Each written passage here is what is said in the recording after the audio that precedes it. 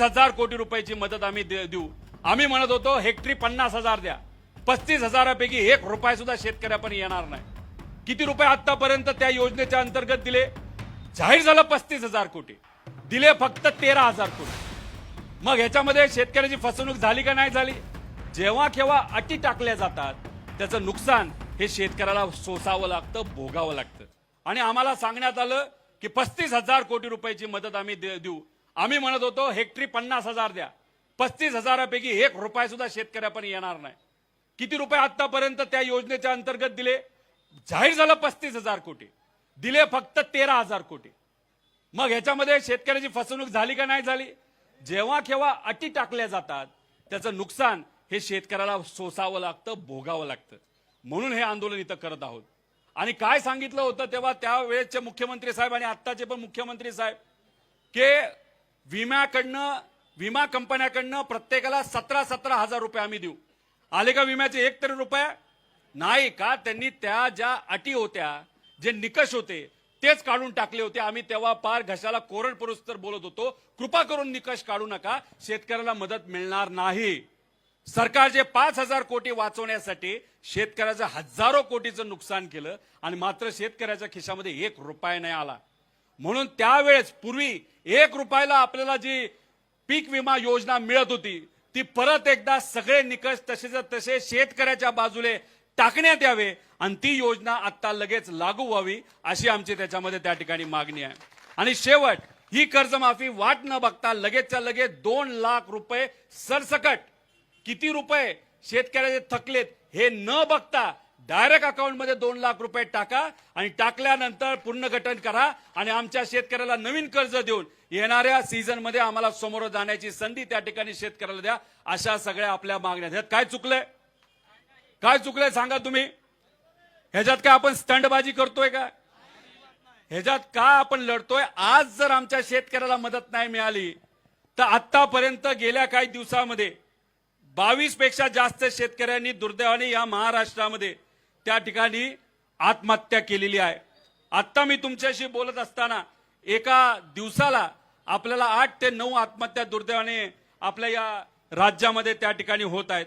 नागपूरमध्ये झाल्यात, विदर्भात झाल्यात, मराठवाड्यात झाल्यात, या सगळ्या भागामध्ये आता त्या ठिकाणी आत्महत्या या सुरू आहेत। त्यामुळे अशा पद्धतीने आमच्या शेतकऱ्याला वाचवायचं असेल तर हे आंदोलन आमच्यासाठी महत्त्वाचं आहे। प्रशासनाला विनंती आहे की नेत्यांशी तुम्ही चर्चा करा, त्यांच्याशी संपर्क साधा, मंत्र्यांशी संपर्क साधा। आज आम्ही इथं हे आंदोलन आमच्यातले काही जण इथं सुरू करत आहोत। तुम्ही एवढ्या मोठ्या संख्येने इथं आलात त्यासाठी मी मनापासून आपल्या सर्वांचे या ठिकाणी आभार व्यक्त करतो। त्याच्याचबरोबर मी या मीडियाच्या मदतीने महाराष्ट्राचे तमाम शेतकरी नेते, सत्तेतले नेते, विरोधातले नेते, सामान्य लोक या सगळ्यांना मी आव्हान करतो की शेतकऱ्याला पाठबळ देण्यासाठी, पाठिंबा देण्यासाठी आपण जमेल तसं या आंदोलनाला त्या ठिकाणी यावं। त्याच्याचबरोबर ज्या शेतकऱ्याला इथं येता येत नसेल, आपल्याला सिस्टमच्या विरोधात लढायचं असेल तर मग आपल्याला आपल्या गावात, तालुक्यात, जिल्ह्यात सुद्धा अशा पद्धतीने आंदोलन करावं लागेल।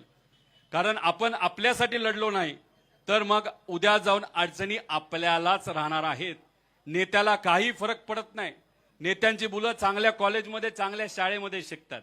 मोठ्या मोठ्या व्यावसायिकांना काही फरक पडत नाही, त्यांचं सगळं बरं चाललेलं आहे। एखाद दुसरा महिना त्यांचा वाईट जाईल पण वर्ष त्यांचं चांगलं जाणार आहे। पण येणारा पाऊस काळ खराब असल्यामुळे तुमचं अख्खं वर्ष नाही, पुढचे 2 वर्ष खराब जाणार आहेत। त्यामुळे या कर्जमाफीचा पूर्णपणे 2 लाखाचा लाभ प्रत्येक शेतकऱ्याला जर मिळाला नाही तर तुम्हाला म्हणजे शेतकऱ्याला खूप मोठी अडचण ही सोसावी त्या ठिकाणी लागणार आहेत।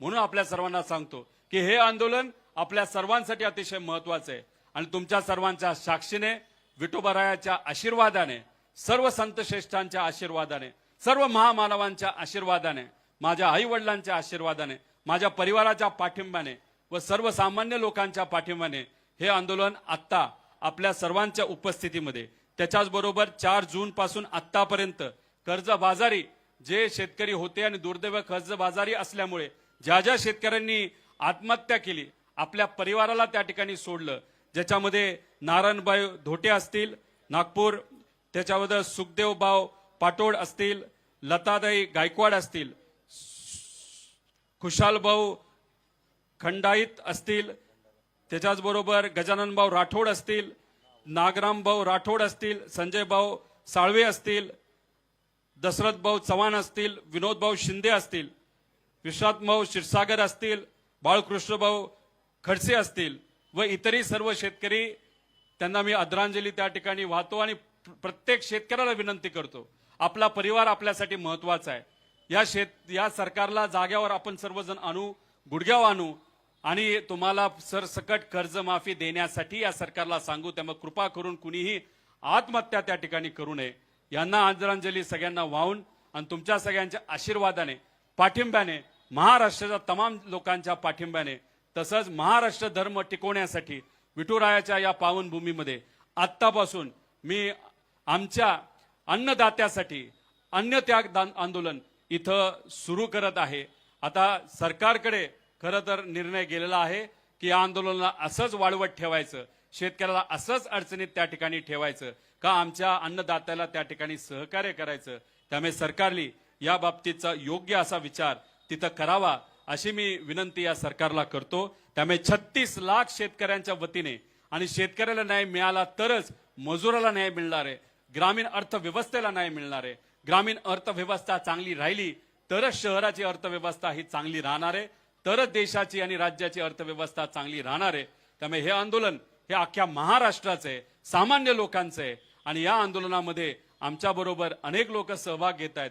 जे सहभाग घेतात त्यांचं मी मनापासून आभार व्यक्त करतो. या स्टेजवर जे माझ्या बरोबर पुढचे काही दिवस इथं अन्नत्याग आंदोलन करणार आहेत त्यांनीच कृपा करून, म्हणजे मोठे नेते सोडून जे कोणी इथे माझ्याबरोबर आंदोलन करणार आहेत, जे उपोषण करणार आहेत, अन्नत्याग करणार आहेत, त्यांनी या व्यासपीठावर त्या ठिकाणी थांबावं.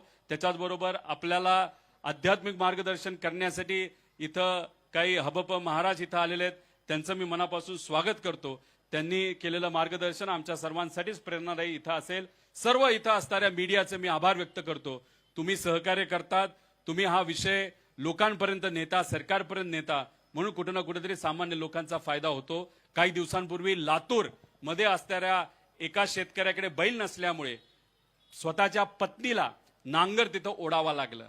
ठीक आहे, मीडियाली बातमी केली, विरोधकांनी त्याच्यावर बोललं म्हणून सरकारने दुसऱ्या दिवशी एक बैल दिला, पण दुर्दैव असं ते बैल सुद्धा आजारी दिला. तो इतका आजारी होता की शेतकऱ्याकडे पैसे नसताना सुद्धा बाहेरून पैसा घेऊन त्याला डॉक्टरचे पैसे भरावे लागले. म्हणजे स्वतःच्याच खिशातून दिलेल्या बैलाला नीट करण्यासाठी पैसा गेला. जसा तो बैल आजारी आहे तशीच ही कर्जमाफी सुद्धा आजारी आहे. फक्त दाखवण्यासाठी आम्हाला कर्जमाफी नको, सरसकट आमच्या शेतकऱ्याला मनापासून मदत करण्यासाठी कर्जमाफी द्या, सरसकट द्या. आणि आम्ही सांगितलेल्या अटी ज्या तुम्ही मुद्दामून टाकलेल्या आहेत त्या सर्व अटी ज्या आम्ही म्हणत आहोत तुम्ही काढा, त्या काढाच असं म्हणून मी इथं माझं आंदोलन सुरू करत आहे. रामकृष्ण हरी. जय हिंद, जय महाराष्ट्र, जय महाराष्ट्र धर्म.